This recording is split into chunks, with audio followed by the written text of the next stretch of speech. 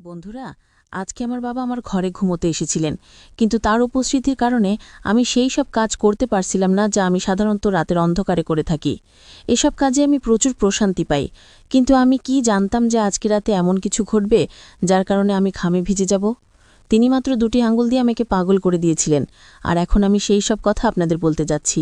তার আগে এই ভিডিওতে লাইক দেবেন এবং এরকম আরও নতুন নতুন ভিডিও পেতে চ্যানেলটি সাবস্ক্রাইব করে রাখবেন। আমার নাম ববিতা, আমার বয়স 19 বছর এবং আমি এখনও অবিবাহিত। আমি এখনও বিয়ে করিনি এবং ভাবছিলাম যে হয়তো কখনোই বিয়ে করব না।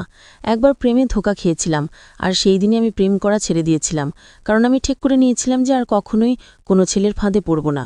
এই কারণে আমি বিয়ে করিনি। আমি একটি কলেজে পড়াশোনা করি, একজন বাংলাদেশি মেয়ে, সুন্দরী, শিক্ষিত এবং স্মার্টও বটে। আমার শরীরে মনে আধুনিকতার ছোঁয়া লেগেছে, কিন্তু গতরাতে আমার বাবার সাথে যা ঘটেছে তারপর থেকে অনেক কিছু বদলে গেছে এবং আমার চিন্তাভাবনাও বদলে গেছে। এখন আমার মনে হচ্ছে যে যদি কোনো ভালো ছেলে পাওয়া যায় তাহলে বিয়ে করে ফেলা উচিত।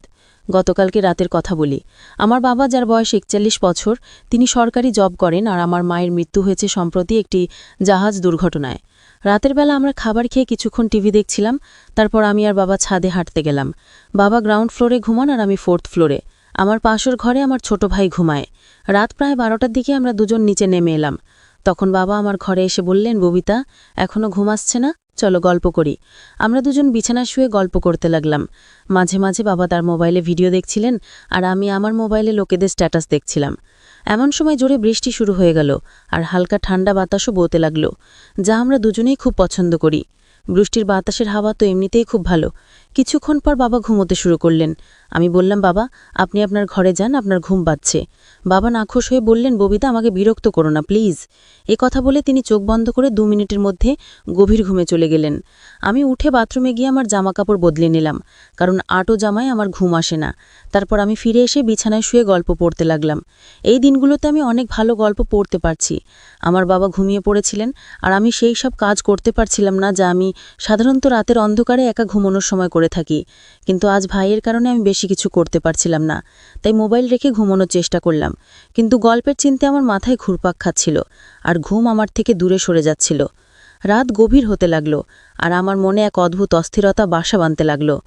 ঘুম তো ছিলই না, আর মাথায় সেই গল্পই চলছিল যা আমি ঘুমানোর আগে পড়েছিলাম। সেই গল্পটি আমার ভেতরে এক অদ্ভুত আলোড়ন তুলে দিয়েছিল, আর আমি নিজেকে শান্ত করতে পারছিলাম না। বাবা পাশেই ঘুমোচ্ছিলেন, আর তার নাক ডাকার শব্দ আমাকে আরও বেশি বিভ্রান্ত করে তুলছিল। যদি তিনি সেখানে না থাকতেন তাহলে হয়তো আমি নিজেকে সেই গল্পের অংশ বানিয়ে নিতাম, আর সেই সব কাজ করতাম যা আমাকে রাতের অন্ধকারে একা করতে ভালো লাগে। কিন্তু আজকের রাতটা ছিল একটু আলাদা। আমি আমার নিজের চিন্তায় ডুবে গিয়েছিলাম। এমন সময় হঠাৎ বাবা পাশ ফিরলেন আর সোজা হয়ে বসলেন। আমার চোখ হট করে সেই দিকে চলে গেল, আর আমি যা দেখলাম তাতে আমার পায়ের তলায় মাটি সরে গেল। বাবা খুব পাতলা লুঙ্গি পরেছিলেন, আর তার কারণে এমন কিছু দেখা যাচ্ছিল যে দেখে আমার লজ্জা করে গেল। আমার অবস্থা আরও জটিল হয়ে গেল। লজ্জা তো দূরের কথা, আমি আমার চোখ তার দিক থেকে সরাতেই পারছিলাম না।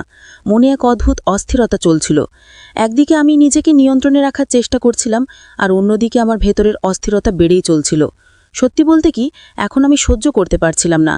প্রতি মুহূর্তে মনে হচ্ছিল যে যদি আমি নিজেকে নিয়ন্ত্রণে না রাখি তাহলে যে কোনো কিছুই হতে পারে, আর এই অবস্থা থেকে বেরিয়ে আসা আমার পক্ষে অসম্ভব হয়ে যাবে। আমার হৃদস্পন্দন বেড়ে গেল, আর মনে ভয় ঢুকে গেল যে যদি কিছু ভুল হয়ে যায় তাহলে বাবা আমার সম্পর্কে কি ভাববেন, বাবার চোখে আমি কেমন দেখাবো। এই প্রশ্নগুলো আমাকে আরও বেশি অস্থির করে তুলছিল। কিন্তু অন্যদিকে আমার মনে এক গভীর ইচ্ছাও ছিল যা আমাকে বারবার সেই দিকে টানছিল, যেন আমি যা ভাবছি তা পূর্ণ করে ফেলি। আমার ভেতরের দ্বন্দ্ব এখন চরমে পৌঁছে গিয়েছিল। প্রতি মুহূর্তে আমি নিজের সাথে লড়াই করছিলাম। আমি কি করছি, এই প্রশ্ন বারবার আমার মাথায় ঘুরপাক খাচ্ছিল, কিন্তু আমি নিজেকে নিয়ন্ত্রণ করতে পারছিলাম না। সেই ভিডিওগুলো আমার ভেতরের ঝড়কে আরও বাড়িয়ে দিচ্ছিল। এখন আমার মধ্যে এক অদ্ভুত সাহস এসে গিয়েছিল, বা বলা যায় আমি আমার ইচ্ছার কাছে অসহায় হয়ে পড়েছিলাম। আমি সিদ্ধান্ত নিয়েছিলাম, যা হবে দেখাই যাক। এখন আমি ঠিক সেই কাজটাই করতে যাচ্ছিলাম যা আমি দীর্ঘদিন ধরে থামানোর চেষ্টা করছিলাম। আমার হাত কাঁপছিল, হৃদস্পন্দন তীব্র হয়ে উঠছিল। আমি ধীরে ধীরে বাবার কাছে গেলাম আর তার পাশে শুয়ে পড়লাম। কিছুই এমন হলো যেন কিছুই হয়নি। মনে হুলস্থুল পড়ে গিয়েছিল, কিন্তু আমি নিজেকে সামলে রেখেছিলাম। কিছুক্ষণ আমি ঘুমের ভান করলাম, যাতে যদি হঠাৎ তিনি জেগে ওঠেন তাহলে মনে করেন আমি গভীর ঘুমে আছি। হৃদস্পন্দন তীব্র হচ্ছিল, কিন্তু আমার চেহারায় শান্তির ছাপ ছিল। তারপর আমি ধীরে ধীরে আমার পা বাবার উপর রাখলাম, যেন ঘুমের মধ্যে অজান্তেই। কিছুক্ষণ থেমে গেলাম, আর বাবা নড়াচড়ার অপেক্ষায় ছিলেন, কিন্তু কোনো নড়াচড়া হলো না। সে তখনও গভীর ঘুমে ছিল। আমার পায়ের নিচে তার উষ্ণতা অনুভব করছিলাম, আর কিছু একটা তার শরীর শান্ত ছিল, কিন্তু তার মনে আরেক গল্প চলছিল। আমার পায়ের নিচে তার আকাশ স্পষ্ট অনুভব করছিলাম, আর তার কার আওয়াজ আমার ভেতরের সব জটিলতাকে আরও বাড়িয়ে দিচ্ছিল। আমার হৃৎস্পন্দন তীব্র হয়ে উঠছিল, আর সেই ভয় যা আমাকে সবসময় আটকে রেখেছিল এখন স্পষ্ট হয়ে উঠছিল। এখন আমি নিজেকে নিয়ন্ত্রণ করতে পারছিলাম না। সময় যত গড়াচ্ছিল আমার ইচ্ছা তত শক্তিশালী হয়ে উঠছিল। আমি জানতাম যদি এখন নিজেকে নিয়ন্ত্রণ না করি তাহলে এমন কিছু ঘটবে যা থেকে ফিরে আসা সম্ভব হবে না।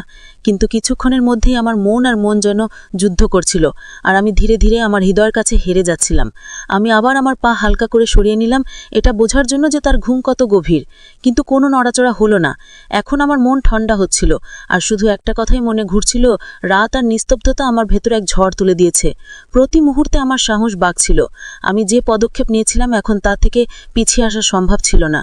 কিন্তু তখন আমি জানতাম না যে সে ঘুমায়নি। আসলে সে গভীর ঘুমে ছিল না, বরং শুরুর থেকে ঘুমের ভান করছিল। আমার প্রতিটি পদক্ষেপ সে আগে থেকেই জানত। আমি যা অনিচ্ছাকৃতভাবে করছিলাম তা বাবা ইচ্ছাকৃতভাবেই দেখছিলেন। সম্ভবত আমাকে শাস্তি দেওয়ার জন্যই তিনি চুপচাপ শুয়েছিলেন। আমি একবারই জানতাম না যে তার চোখ বন্ধ থাকলেও তার মস্তিষ্ক পুরোপুরি জাগ্রত ছিল। আমার হৃদয় টানাপড়ন চলছিল, কিন্তু বাবার কোনো প্রতিক্রিয়া না দেখে আমি আরও উত্তেজিত হয়ে উঠলাম। ঠিক সেই মুহূর্তে যখন আমি আরও কিছু করতে যাচ্ছিলাম, তিনি হঠাৎ চোখ খুললেন। আমার হৃৎস্পন্দন যেন থেমে গেল। চোখ খোলা মাত্রই আমি ঘড়ি চোখ বন্ধ করে ঘুমের ভান করলাম, কিন্তু আমার মুখে আতঙ্ক আর অস্থিরতা স্পষ্ট ফুটে উঠছিল।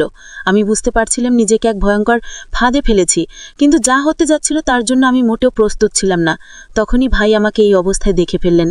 কিছু বলার আগেই তিনি কোনো লজ্জা বা দ্বিধাহিদন ছাড়াই এগিয়ে এলেন। এরপর যা ঘটল তা আমার জন্য এক গভীর আঘাতের চেয়েও কম নয়। টানা 3 ঘন্টা ধরে তিনি আমার সাথে এমন কিছু করলেন যা আমি কখনো ভুলতে পারবো না। তো বন্ধুরা, ভিডিওটা যদি ভালো লাগে তাহলে ভিডিওটাতে একটা লাইক করে চ্যানেলটিকে সাবস্ক্রাইব করে দিও।